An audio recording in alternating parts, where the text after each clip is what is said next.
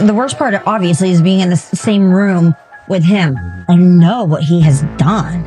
It makes me sick that he sits there in his suit and he sits there and taps his hands and you're just sitting there and he, sits there and rocks back and forth in the chair. And I'm thinking, why is he sitting in a big old judge chair and all dressed up in a fresh haircut? And I've looked it up, never seen another murderer or whatever he is convicted up to this point of a case, not in handcuffs, not in shackles, one or the other or both, and in orange. Like, I want to see this guy die. Like, I don't want him breathing any longer. This content was created for educational and documentary purposes. Viewer discretion is advised as it contains real-life events surrounding murder and other true crime-related topics. From meek speakers to hate watching, from those who've decided already he deserves every bit of it to those who cringe, and peaks beyond justice and the death chamber in America today. Idaho Governor Brad Little signed into law a bill that now increases the secrecy surrounding Idaho's execution drugs. A bill some say stems from what happened nearly a decade ago. Idaho also has as a very serious issue the question of secrecy and public accountability. Documentary purposes. Viewer discretion is advised as it contains real-life events surrounding murder and other true crime-related topics. From meek speakers to hate watching, from those who've decided already he deserves every bit of it to those who cringe, USA, and the plight and peaks beyond justice and the death chamber in America today. Be it noose or needle, how could we possibly feel like our justice system is getting it right every time? Well, it's kind of well known that they don't. After reports say states like Idaho sent employees to pharmacies in other states with a suitcase full of cash to pick up the drugs to be used in the execution, which brought up questions about the drug supplier, as well as the nature of the drug and its efficacy. Idaho also has as a very serious issue the question of secrecy and public accountability. The infrequent application and the lack of the routine practice in administering the 3-drug lethal injection protocol. Its characterization as unusual. So basically, the opportunities aren't really there for someone to become proficient. And when you consider a state like Idaho, which has rarely, if ever, carried out these procedures, the risks are obviously heightened. The ritualistic and solemn nature of state-sanctioned execution, combined with its sporadic occurrence, underscores its departure from commonality. States like Alabama implementing essentially what will be a new type of gas chamber, although no one refers to it as such. With more questions than answers about the nitrogen protocol, medical experts are less optimistic. Court filings from the Alabama Department of Corrections show the state plans to use a mask with a 5-point strapping system to deliver the nitrogen to Smith. It has to be perfectly airtight. Medical experts for Smith's legal team argue in court filings if the mask doesn't fit, the execution could fail again, leaving Smith in a permanent vegetative state. There is really no death penalty in Idaho now unless we allow the firing squad. Alabama's prison system is generating a lot of controversy after trying and failing to execute 2 death row prisoners last year. We are here to confront the narrative that everything is okay. Those botched attempts led to a 3-month pause on execution warrants. There was an issue around establishing what's called intravenous access. Some experts and activists say the state's failures on lethal injection amount to torture. Both of them describe a very terrifying experience. But Alabama Attorney General Steve Marshall disagrees. Cold-blooded convicted killer complains about the prodding and poking of a small IV line. Really? With the execution moratorium lifted, death row inmates are more afraid of surviving than they are of dying. Kenneth Smith is convicted of a murder for hire in 1988. On his execution day, Smith says he was strapped to a table for more than 3 hours, sometimes hanging upside down. This is a free call from an incarcerated individual at Alabama Department of Corrections. We spoke to one man who lives alongside those survivors, a death row inmate who's a member of the activist group Project Hope to abolish the death penalty. Alabama Department of Corrections declined NBC News requests for comment. In a letter lifting the moratorium, the Alabama Department of Corrections said it hired more medical personnel, practiced its procedures, and succeeded in asking the state Supreme Court to lift the one-day deadline it had to carry out an execution. Nitrogen can be incredibly dangerous. A leak killed 6 in a poultry plant accident in 2021. Nitrogen gas is odorless and colorless, so there's no way to know if it's leaking.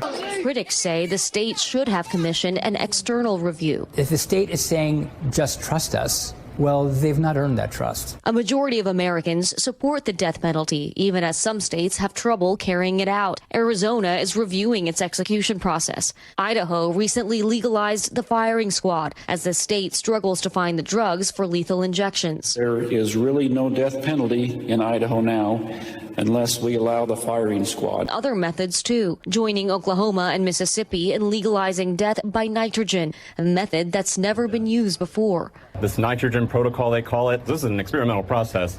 All a matter of life and death for many inmates sitting on death row across the country. Featured in Netflix's I Am a Killer, Kenneth Foster, after being commuted from his death sentence to life in prison by the Texas governor at the time, his case gives us insight and a view into the Texas death chamber that we rarely get to see.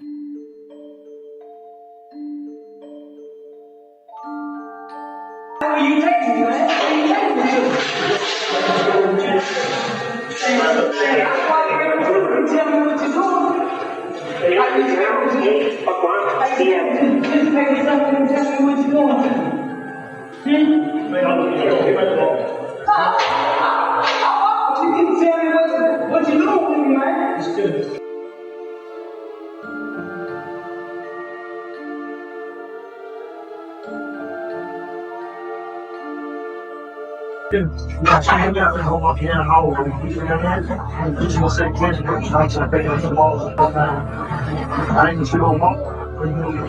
You take me to the wild genius tonight, is what I'm saying. So you can't say my business with my family.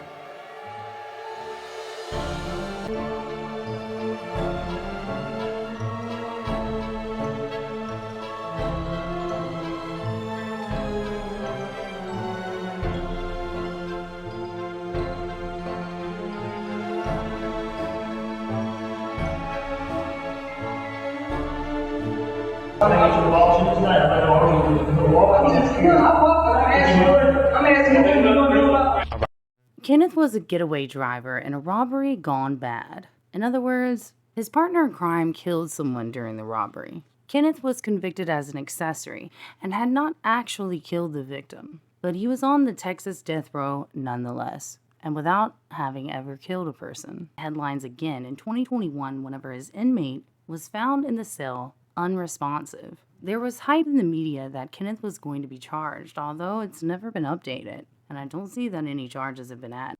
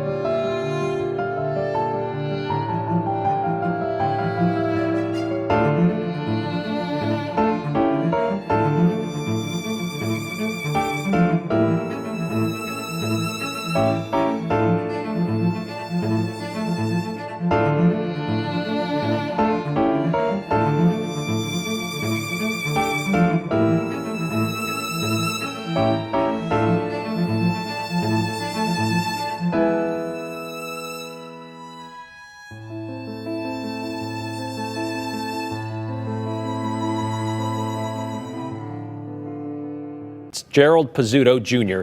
He's been on death row for 36 years. Earlier this year, the Commission of Pardons and Parole voted to reduce his death sentence to life in prison instead. He's now terminally ill and no longer a threat to anyone, is what they deemed.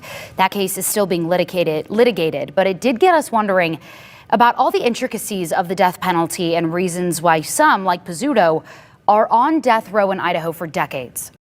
Given the death penalty for killing a man and woman at a remote cabin near McCall in 1985. This fence sits some of Idaho's death row inmates. 8 people are currently on Idaho's death row, including one female, Robin Rowe. Idaho's longest serving death row prisoner, Thomas Creech, was sentenced nearly 4 decades ago. Chuck Palmer was the Ada County Sheriff at the time. He and Jim Harris, Ada County prosecuting attorney in 1981, both believed that if Creech were given the opportunity to kill, even while in prison, he would act on it. The graphic and gruesome murder. At the time of the murder of David Dale Jensen in 1981, Jensen and Creech were both inmates housed inside the maximum security prison at Idaho's penitentiary. Creech was serving time for 2 murder convictions in Idaho. He was convinced to attack and did, in fact, murder David Jensen, a 22 or 23-year-old young man who was in prison as a car thief.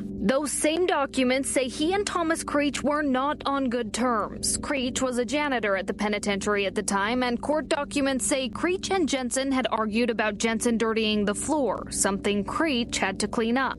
Because of his janitorial duties, Thomas Creech was the only prisoner who could be out of his cell at the same time as another inmate. Both Chuck Palmer and I wrote letters to the penitentiary warden during that time frame, once he was released, warning the warden and the penitentiary system that this was a very dangerous criminal. On May 13th of 1981, David Dale Jensen was released from his cell for an hour to exercise and shower. Jensen had other plans during that time, though. Court documents say David Dale Jensen attacked Thomas Creech with a sock filled with batteries. Creech was able to take the weapon from Jensen, and it was that same weapon Creech would later use to beat Jensen to death. Jensen is dead because he attacked Tom Creech without any provocation at all.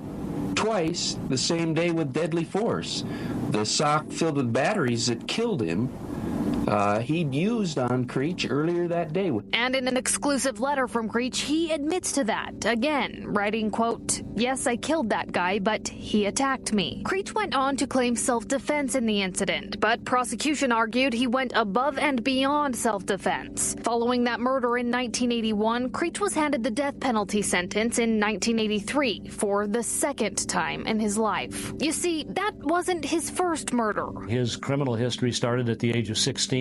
Former Ada County prosecutor Jim Harris says Creech spoke to him about his childhood. I think it was potentially the loss of his father at a very young age, particularly since the man essentially died in his arms. His first enemy, I think, the first attempted murder was the male nurse that failed to get help to his father before he died. The Journal News out of Hamilton, Ohio writes that Creech claims he committed his first murder at the age of 17 by, quote, drowning a friend in New Miami who he believed was responsible for the traffic death of his girlfriend. The paper also states Creech claims to have killed 5 people from a motorcycle gang in Ohio for, quote, satanic cult worship rituals. In a United Press International article from 1986, writer Steve Green says Creech ran away from home and claims to have killed a man in San Francisco in 1965. During that time in San Francisco, sources say Thomas Creech became involved with the Church of Satan before it was officially organized in 1969.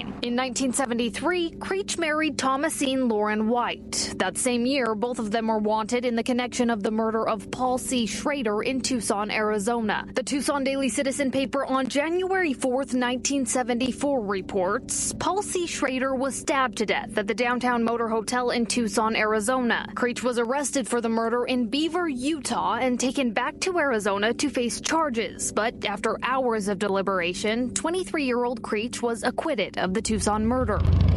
In 1974, Creech and his wife Thomasine moved to Portland. A United Press International article states that Thomas Creech spent some time in the Oregon Psychiatric Hospital in Salem. After he was released, he moved into the St. Mark's Episcopal Church in Portland and began work as their resident maintenance worker. In the exclusive letter Creech wrote to us, he says his wife Thomasine was raped by 11 men and tossed out a window 4 stories high that left her, quote, paralyzed and damaged mentally. She later died by suicide in the Oregon State Hospital. His letter to us also states that he killed some of the men who allegedly raped his wife. Also in 1974, Creech was convicted of killing 22-year-old William Joseph Dean. An article from the United Press International states that Dean's body was found in Creech's living quarters inside the St. Mark's Episcopal Church in Portland. And later that same year, 2 traveling painters were found shot to death in Idaho. Authorities say Thomas Creech and his girlfriend Carol Spalding were hitchhiking from Lewiston to Donnelly, Idaho,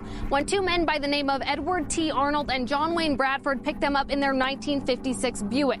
Thomas Creech shot John and Edward, then partially buried their bodies off Highway 55 in Donnelly. Investigators later found that 1956 Buick abandoned near Cascade, Idaho, and according to the Washington Daily Chronicle, inside the car they found the blood of one of the victims and shell casings. The judge in the case, J. Ray Durchie, says Creech denied killing the 2 in Idaho in court, but admitted to being a mass murderer. Judge Durchie recorded his recollection of Creech's original 1975 trial in an audio recording for the Idaho Historical Society before his passing. It was verified that they did find some of the bodies that he identified for them and showed them where it was.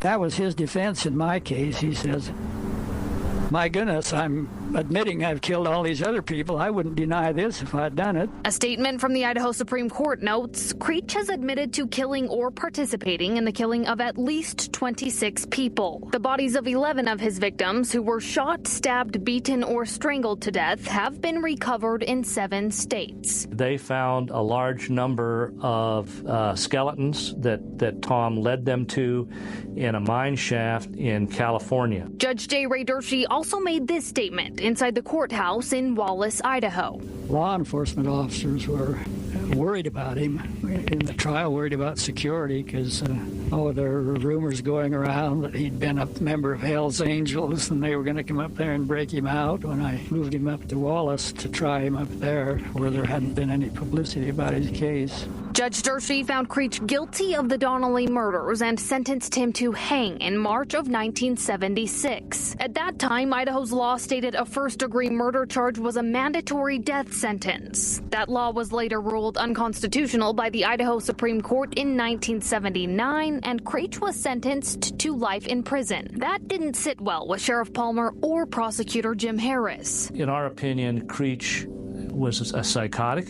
and he didn't like inmates, and he would probably kill someone if they didn't supervise him very closely around other inmates. That statement almost a foreshadow of what was to come a mere 2 years later when Thomas Creech killed again. The prosecution quotes this statement made by Creech in court. And okay, I kicked him a couple more times. And he was laying there bleeding real bad and breathing real funny. And in the midst of appeals, former Ada County Deputy Prosecutor Roger Bourne made this statement in court in 1995. If the death penalty doesn't fit this defendant, who doesn't fit? This defendant is a mass murderer. The murder of the state-sanctioned cruelty no longer murdering the person it put behind bars, but a different person. Creech's case is also interesting for the fact that it shows that Idaho is a little weird and strange when it comes to delving out executions. And it deemed Creech completely complicit in a fight that apparently he didn't start in prison and was started with him. Imagine the state locking you up with a bunch of murderers. Murderers come after you, you survive, only to get more charges. Well, from the state. Good job, you survived. Other inmates, that is. States like Alabama implementing essentially what will be a new type of gas chamber, although no one refers to it as such. Alabama's prison system is generating a lot of controversy after trying and failing to execute 2 death row prisoners last year. I'm gonna keep on walking. We are here to confront the narrative that everything is okay. Those botched attempts led to a 3-month pause on execution warrants. There was an issue around establishing what's called intravenous access. Some experts and activists say the state's failures on lethal injection amount to torture. Both of them describe a very terrifying experience. But Alabama Attorney General Steve Marshall disagrees. Cold-blooded convicted killer complains about the prodding and poking of a small IV line. Really? Now, with the execution moratorium lifted, death row inmates are more afraid of surviving than they are of dying. Kenneth Smith is convicted of a murder for hire in 1988. On his execution day, Smith says he was strapped to a table for more than 3 hours, sometimes hanging upside down.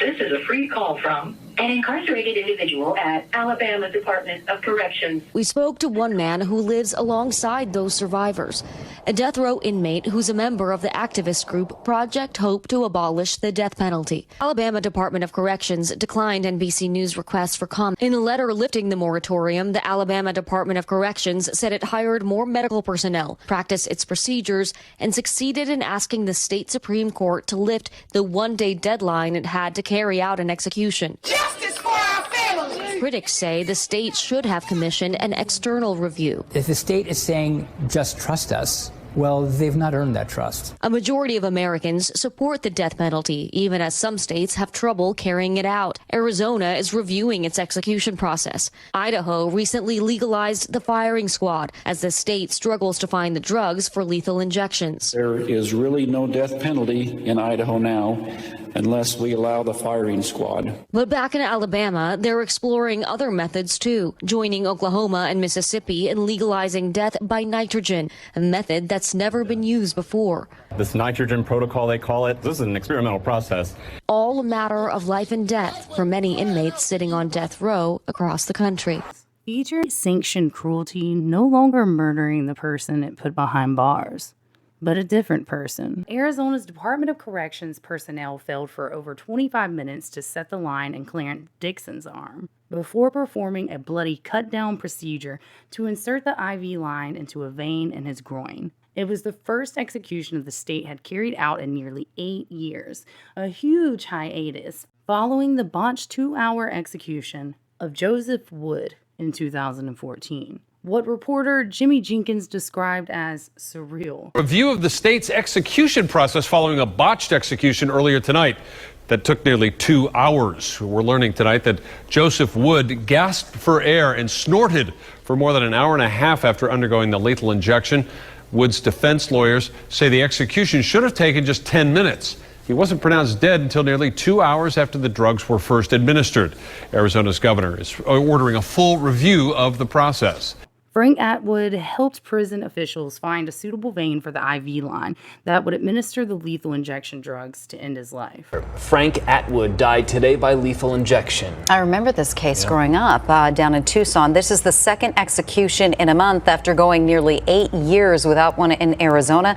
Frank Atwood killed Vicki Lynn Hoskinson, who vanished after leaving her home in Tucson to drop off a birthday card in a neighborhood mailbox. Rescue crews later found her body in the desert. After a few minutes of what appeared to be several attempts, the execution team inserted an IV and catheter into Atwood's left arm. Then they wheeled the cart into the other side of his body and told him they were going to insert an IV on that side into his femoral vein, as they had done to establish an IV line in Clarence Dixon's body during his botched execution 1 month prior. Why? Jenkins records Atwood asking. He claimed they draw blood from my right arm with no problem all the time. Jenkins reports that the team did not say why they wanted to put a second line into his femoral vein, but they told Atwood that they would try to place it into his right arm, as he had suggested. The execution team tried and failed to get the IV into his right arm. After several tries, one of the execution team members was reported as shaking his head and claiming, "I don't understand," said Atwood. They've never had this problem before, he claimed. After the execution team again placing the second IV into Atwood's femoral vein, it was then that the condemned man suggested, "Could you try the hand?" They've been able to go in there before as well, Jenkins wrote. The IV team members looked at each other, looked at Atwood, looked at each other again, and said, "Sure, we'll give that a try." Atwood's suggestion to find a vein in his right hand proved effective. The execution of Kenneth Smith was halted after more than an hour of failures to insert intravenous lines in Smith's arm. In an interview afterwards with The Atlantic, Smith described the experience as being like a knife. With Alan Miller, Alabama executioners had been unable for more than 2 hours to set execution lines. They didn't kill Kenny physically back there in that death chamber, but emotionally and mentally, they killed him. Alan Miller was convicted of murdering 3 of his co-workers in 1999, according to court filings. Miller spared not by the courts, but the clock, after the execution team struggled to access his veins and start an IV line, too. He had a clear view of the death chamber. After he came back, he was in that cell about 3 days, and then he begged them to move him because he couldn't stand to look out the window and see it. He recounted a conversation with an execution official to NBC News. After the execution was over with, I was still strapped to the gurney. He tells me that, if you got to go, lethal injection is the way. He said it's painless. I wish I'd been in my right mind so I could have told him, did this look painless to you? He says immediately following his failed execution, there was already talk about this second attempt. Then he tells me, he said that gas suffocation. Nobody knows what that's going to do. Also watching anxiously, the family of Smith's victim, Elizabeth Sennett. Smith, along with 2 other men, were hired by her husband, a pastor, in 1988 to kill her in a staged burglary gone wrong. Oklahoma and Mississippi have also legalized execution by nitrogen, but have yet to try it, which means the method could be adopted by other states if Alabama is successful in executing Smith. As go Kenny, so goes the rest of my brothers. I don't care what method they end up coming up with, they are always going to have problems taking a man's life because man was never meant to do this to nobody. Failed attempts to put Miller and Doyle Ham to death.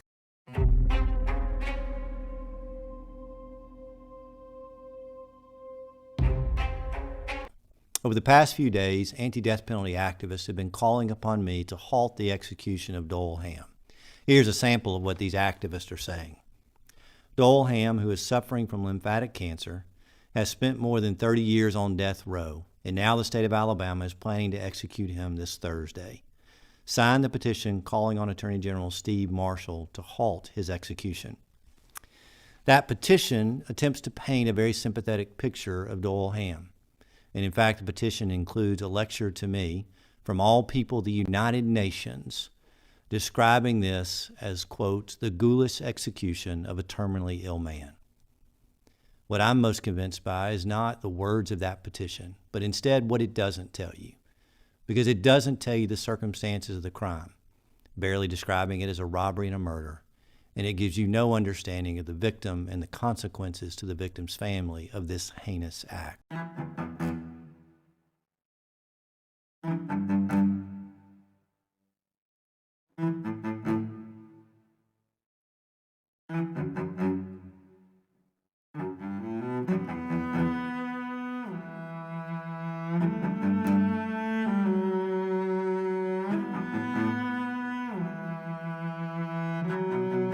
Convicted murderer Doyle Ham was called off and halted, according to Alabama Corrections Commissioner Jeff Dunn, out of an abundance of caution. CBS 42 News reporter Jack Royer in Atmore following the struggle between the state and Doyle Ham, who's been on death row for 30 years. Minutes before the death warrant was set to expire at midnight, the execution of Doyle Ham by the state of Alabama canceled, at least for now, with a death row inmate still alive and many asking what's next. Famous execution botched in 2014 by Oklahoma. Clayton Lockett in a bloody 45-minute execution that caused the state to call off a second execution that they had planned that night. He was struggling to talk, but those were the words we got out. Man, I'm not, and something's wrong. They may be the last words spoken by Oklahoma inmate Clayton Lockett, uttered during his botched execution. Lockett's vein exploded during the lethal injection, prompting authorities to quickly halt the procedure. It was my decision at that time to stop the execution. The first drug in the lethal injection cocktail is supposed to render a person unconscious, but witnesses say Lockett was still conscious 7 minutes after that first injection. At 16 minutes, he seemingly tried to get up and talk. It was then that prison officials closed the blinds, shutting out the media gathered to witness. We didn't know what was happening on the other side of the blinds. We didn't know if he was still dying or if they were still pumping drugs in him. 43 minutes after the first injection, Lockett died. The inmate suffered what appears to be a massive heart attack and passed away. Lockett and Charles Warner, the inmate set to be executed after Lockett Tuesday, both convicted of rape and murder, were at the center of a court fight over the drugs used in their execution. Oklahoma's High Court initially stayed their executions, only to lift those stays last week, saying the men had no right to know the source of the drugs intended to kill them. They wanted to hurry up and get it done with as little transparency as possible. There should not be another execution in this state until there's a full investigation into what went wrong. Clayton Lockett didn't die until 43 minutes after the lethal cocktail was delivered to him. He finally died from a heart attack. And here in Florida, you might remember the controversy over Angel Diaz's death. He had to be given 2 doses of deadly chemicals back in 2008. After the first didn't work, witnesses say he grimaced in pain and tried to mouth words before the second dose of drugs was given to him. He finally died 35 minutes after that. Now, in both these cases, it turned out that the injection of lethal drugs had missed a vein. And we dug deeper, finding a recent study by Austin Surratt, a professor at Amherst College, who found that almost 7% of all lethal injections have been visibly problematic or botched.